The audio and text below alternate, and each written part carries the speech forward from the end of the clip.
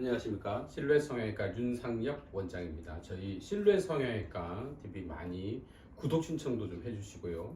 좋아요도 좀 눌러주세요. 오늘은 여유증 수술 후에 유선 조직이 얼마나 나오느냐 이 주제로 간단히 말씀드리겠습니다. 아시다시피 유선 조직 아시죠? 남자의 가슴이 여자의 유방을 닮아서 많이 커지는 거. 그게 여유증인데, 여유증이라는 거 안에 유선 조직이 나오잖아요. 모유 만들어내는 조직입니다. 진성여유증.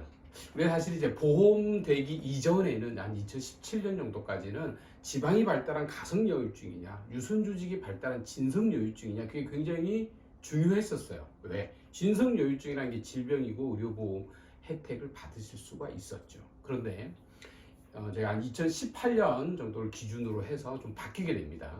유선조직이 얼마나 크냐가 더 중요한 거죠. 그러니까 꼭 진성이 아니더라도 가성으로 판단할 만하지만 아무튼 유선 조직이 큰 경우, 그래서 이런 경우는 그냥 혼합형이라고도 합니다. 진성여유증, 이 경우에는요, 진성여유증의 특징은 물컹물컹하지 않아요. 딱딱합니다. 그리고 특이하게도 한쪽에서 발달한 경우가 조금 더 많고요.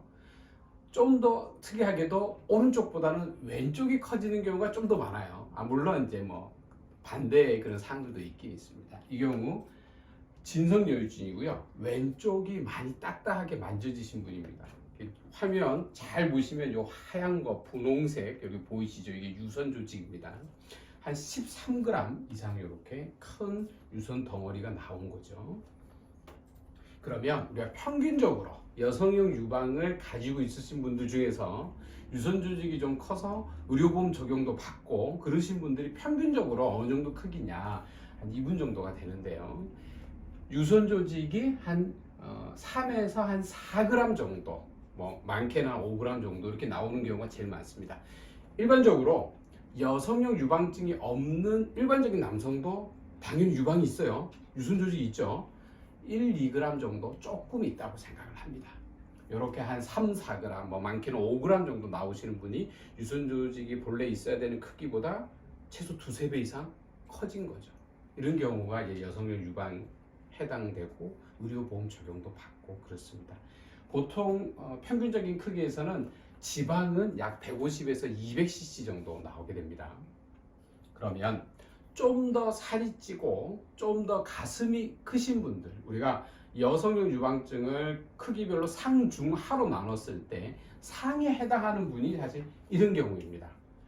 유선 조직은 한 5g에서 10g 정도 사이 이렇게 나오는 경우들이 많고요.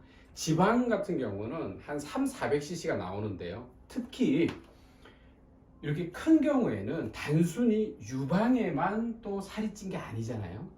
겨드랑이 부분이라든지 뭐 겨드랑이 밑에 살, 뭐 옆지방, 아무튼 다양한 용어로 표현합니다. 일부 뭐 부유방이라고도 표현을 하고요.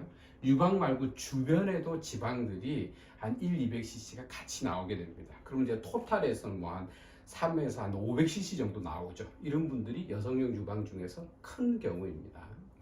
또 다른 주제로 찾아뵙겠습니다. 감사합니다.